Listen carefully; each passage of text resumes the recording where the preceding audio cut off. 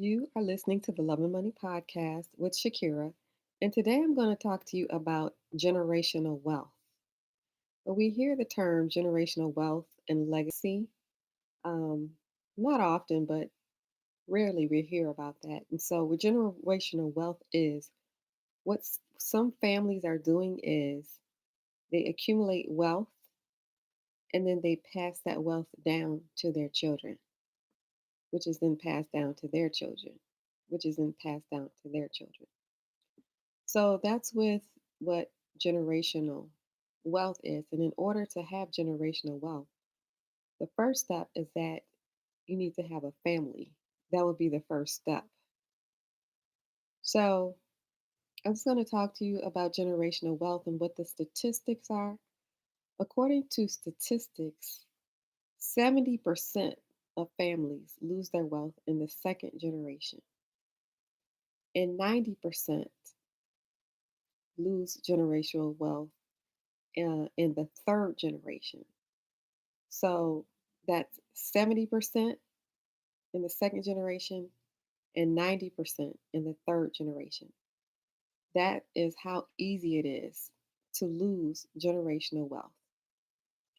Now, the way that you would prevent that is through financial education, teaching your children about financial education. The reason it gets lost is because the child that is being passed down to doesn't have financial literacy. Financial literacy is not taught in schools, so it needs to be taught by you. You accumulate the wealth, you teach your children about wealth. That wealth is passed down and it's kept. That's how you keep it, financial education. So, some of the ways that you can teach your children financial literacy is you can actually buy books. You can buy children's books about money. There are books out there that will teach your children about money. So, while you are reading the normal cartoon type books or whatever kind of books that you're reading to your children, every once in a while you can grab a children's book about money and implement that into what you are reading to your child. You can also teach financial literacy through games. There are games out there that are geared towards children to teach your children about financial literacy and how to be smart with their money. Also, you can listen as you talk through your own financial decisions. You can have your child listen in on some of the decisions that you are personally making um, in your own life, with the decisions that you have to make in regards to finances. Instead of being closed off and instead of making money a taboo issue, um, you can go ahead and open it up to certain discussions, certain decisions that you're making about money so that it will be normalized conversation. And they would be used to hearing about money and used to making their own decisions that they will need to make later on in life about money. So there are the books, the games, the listening to you about certain decisions that you are making with your finances. You can have your child open up their own bank account to teach them saving, and then you can open a custodial account for your child. Some people open up what is called a custodial account. So you would go to a brokerage of your choice. For example, you would go to Fidelity and tell them that you would like to open up a custodial account. And you can do that for your child starting at very young age. For example, starting at the age of 1 years old, open up a custodial account, and there you can buy stocks for your child. For example, Disney, as an example, let your child see what you're doing while you're doing it.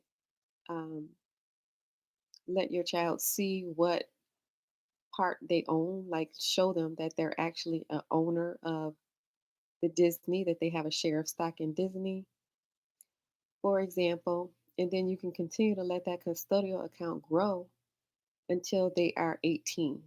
So that is 18 years of growth for whatever you were able to buy for your child. So if you think about it, normally we are taught as adults that you would need to invest for 20 years. Now, this is outside of the FIRE movement. If you haven't heard of the FIRE movement is completely different. It stands for Financial Independence Retire Early. And their premise is that you're not investing only 15%, you're investing 30%, 50%, 70%, and you're retiring under 10 years. Like you're retiring in 7 years or 8 years. So that's the FIRE movement. So imagine if you're not in the FIRE movement and you are along the lines of normal society where you're investing 15%, for example, and you take 20 years to do that, and you are retiring in your 60s. So can you imagine if you start your child off at 1 years old with a custodial account? They're 18 years old. That's almost 20 years. Do you know how far ahead your child would be for you to do something like that for your child? So that is part of financial literacy. Um, some of the things that you can do to implement generational wealth in your family, to keep the wealth in your family, and to not become a statistic because the statistics are pretty grim. And you can end that just by getting financial education and getting your children to become financially educated. So, this is a Love and Money podcast with Shakira. If you like this podcast, please share it with one other person and go ahead and hit the like and subscribe button on your way out. It helps the algorithm. Thank you for listening.